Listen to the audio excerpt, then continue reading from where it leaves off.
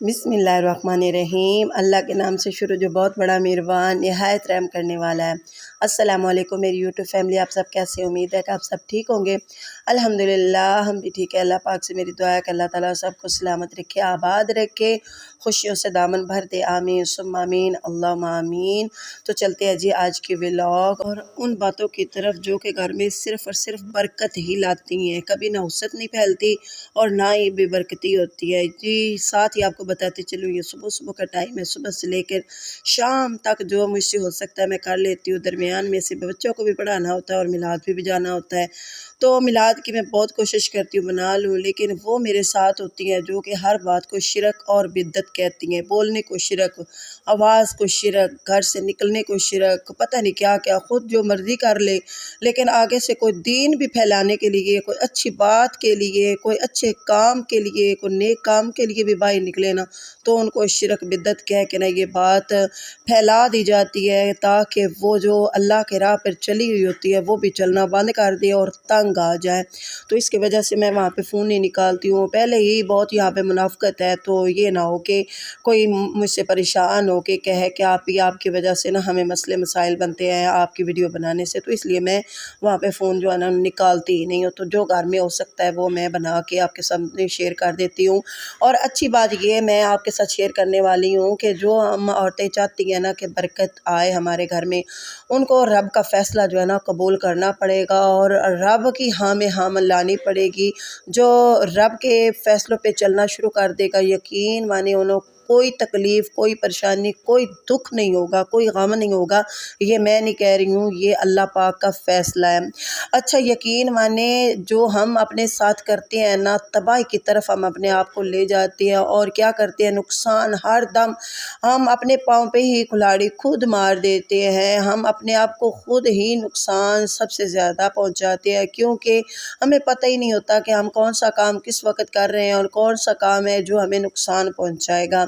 अच्छा, आपके साथ ये बात शेयर करूँगी, अगर हम इन बातों पे अमल कर लेना तो यकीन माने हम अल्लाह ताला की पनाह और अल्लाह ताला की हिफाजत में रहेंगे। और अल्लाह आपको पता है कि अल्लाह ताला ने हमारी है हिफाजत के लिए कितने फरिश्ते मुकर्रर किए हुए हैं जो हमारे साथ हम वक्त रहते हैं। 10 फरिश्ते हैं जो अल्लाह ताला ने हमारे साथ लगाए हुए हैं। तो वो मैं आपको गिनवाती हूँ, आपने गिन के लाजमी कमेंट में बताना है कि आपको क्या समझ आई कि नहीं आई। अगर ना आई तो फिर पूछ लीजिएगा। अच्छा, 2 तो जो है ना फरिश्ते, आपको पता है कि दाएं और बाएं की तरफ होते हैं, जो एक नेकियां लिखता है और एक बदियां लिखता है, ठीक है, गुनाह लिखता है। एक फरिश्ता आगे पीछे होता है जो हमारी हिफाजत करते हैं, ठीक है। तो 2 हो गए दाएं बाएं और एक आगे पीछे हो गया, कितने हो गए? 4 हो गए। वो 4 क्या करते हैं? 2 तो मैंने आपको बता दिया ना कि वो ना हमारी नेकियां और गुनाह लिखते हैं, और जो आगे पीछे है ना वो हमारी हिफाजत के लिए होते हैं। जब हम घर से निकलते हैं ना तो क्या होता है कि 100 मुसीबतें, 100 परेशानियाँ, 100 आफतें होती हैं, जिन होते हैं, शैतानी ताकतें होती हैं। तो अल्लाह पाक की ताकत से कोई और ताकत बढ़ के नहीं है, लेकिन ये भी दुनिया में ऐसी चीज़ें भी हैं, इनको भी मानना पड़ेगा क्योंकि अल्लाह पाक ने ही हमें बताया है। अच्छा, जब निकलते हैं तो सबसे पहले घर से निकलने वाली दुआ मांग ली जाए ना, तो वो कौन सी दुआ है वो भी मैं आपको बता देती हूँ। बिस्मिल्लाह तवक्कलतु अलल्लाह ला हौला वला कुव्वता इल्ला बिल्लाहिल अलियुल अज़ीम। तो वो फरिश्ते जो है ना हमारी हिफाजत करेंगे अल्लाह के हुक्म से, क्योंकि वो अल्लाह पाक ने ही भेजे हुए हैं इंसान की हिफाजत के लिए। तो वो जब घर से निकलेगा तो अल्लाह ताला की पनाह में आ जाएगा, जहाँ भी जाएगा उसके रास्ते हमवार होते जाएंगे और उसकी परेशानियाँ मुसीबतें जो है ना वो टलती जाएंगी। अच्छा, ये तो हो गया ना मुसीबत से बचाने वाले, और जो आसमानों से ज़मीनों से कोई बलाएँ आती है उनसे बचाने वाले, जिन्नों भूतों से बचाने वाले। और एक जो होता है ना फरिश्ता, वो हमारी पेशानी पे अल्लाह ताला ने मुकर्रर किया हुआ होता है। किस लिए किया हुआ होता है कि ये मैं देखता हूँ कि ये पेशानी सर किस को झुकता है और किस लिए झुकता है और किस को सजदा करता है।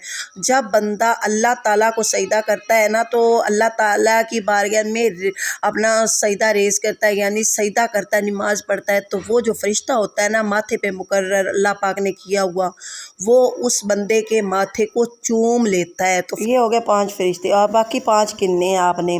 अच्छा, जो 2 फरिश्ते हैं वो पूरा जो चेहरा होता है ना उसको कवर कर रहे होते हैं। कोई भी परेशानी, मुसीबत, आँखों की, चेहरे की, जिन भूत जो होते हैं ना, अजीब अजीब जो तकलीफ़ पहुँचाने वाली चीज़ें होती हैं, वो उनको روک کے رکھتے ہیں، کیونکہ آپ صلی اللہ علیہ وسلم نے ارشاد پر دعا مانگی تھی اللہ پاک سے کہ اے اللہ پاک باقی امتوں کی طرح میری جو امت ہے نا اس کو نہ کرنا، ان کے چہرے جو ہے نا نہ بگاڑنا، ان کو سزا دنیا میں نہ دینا، اللہ پاک ان کے چہروں کو نہ بگاڑنا، کیونکہ آپ صلی اللہ علیہ وسلم کو پتہ تھا کہ میں نے دعا مانگنی ہے، رو رو کے مسجد نبوی کو اپنے آنسوؤں سے تر کر دینا ہے، تو اسی لیے انہوں نے یہ اس وقت کہہ دیا، دعا مانگی کہ اللہ پاک میرے امتیوں کی شکلوں کو مت بگاڑنا، تو بعد میں آپ سے اپنی امتیوں کے گناہوں کی معافی مانگ لوں گا، بخشش کے لیے بھی دعا کر لوں گا۔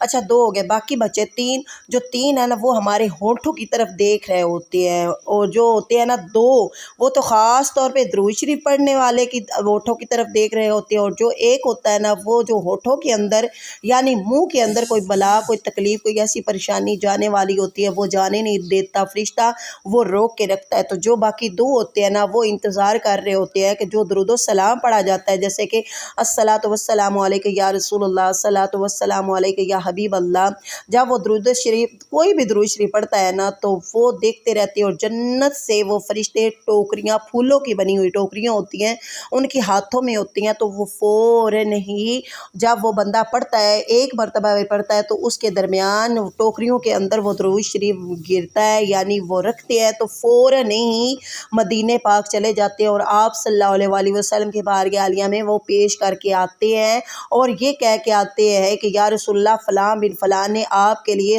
درود و سلام کا تحفہ بھیجا ہے۔